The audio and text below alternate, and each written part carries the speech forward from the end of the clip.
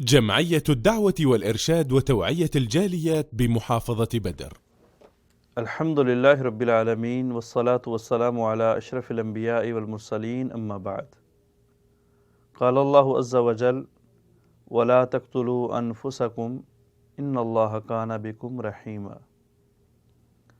محترم سامعین حضرات، اللہ تعالیٰ نے سورہ نساء کے اندر ایک جامع نصیحت فرمائی ہے اور ایک کبیرہ گناہ سے بچنے کا حکم دیا ہے، اور وہ کبیرہ اور خطرناک گناہ خودکشی ہے۔ اللہ فرماتے ہیں اپنے آپ کو اپنے ہاتھوں سے قتل نہ کرو، اپنے آپ کو اپنے ہاتھوں سے ضیاء نہ کرو، بے شک آپ کا رب آپ کے ساتھ بہت مہربان ہے۔ خودکشی ایک ایسا گناہ ہے جو بہت زیادہ گناہوں کا مرکب ہے، اپنے اندر بہت زیادہ گناہوں کو سمیٹے ہوئے ہے۔ جب انسان خودکشی کرتا ہے تو سب سے پہلے وہ یہ گناہ کرتا ہے کہ اللہ کی امانت کو ضائع کرتا ہے۔ یہ جان ہمارے پاس، یہ ہمارے اللہ کی امانت ہے، اور اصولی طور پہ جب ایک آدمی کسی چیز کو کسی کے ہاں امانت رکھتا ہے، جب تک وہ اس سے اپنی مرضی سے واپس نہ لے تو امانت رکھنے والا اس کو واپس نہیں کرتا۔ دوسری بات کہ انسان بے صبری کا مظاہرہ کرتا ہے۔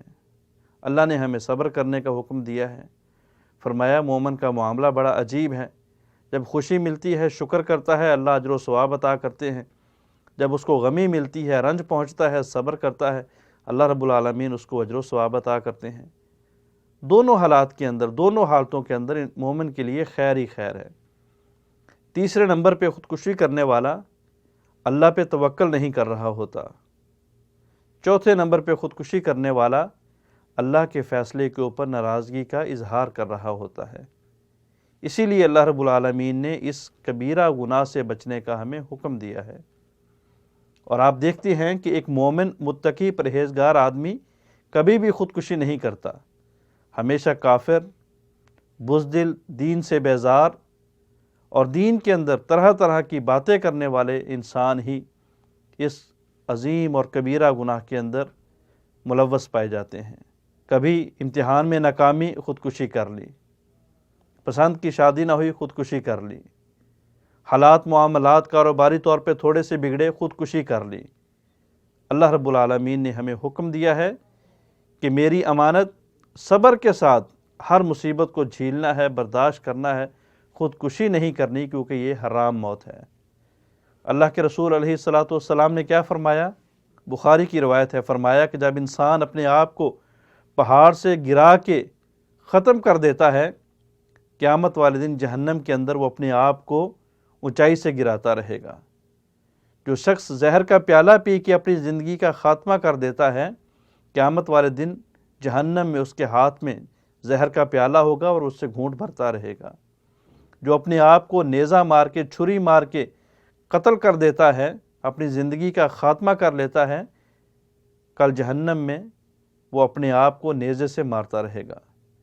بخاری کی ایک دوسری روایت ہے، رسول اللہ صلی اللہ علیہ وسلم نے فرمایا کہ جو شخص اپنے آپ کا گلا گھونٹ کے زندگی کا خاتمہ کر لیتا ہے، کل قیامت والے دن جہنم میں اپنا گلا دباتا رہے گا، اپنا گلا گھونٹتا رہے گا۔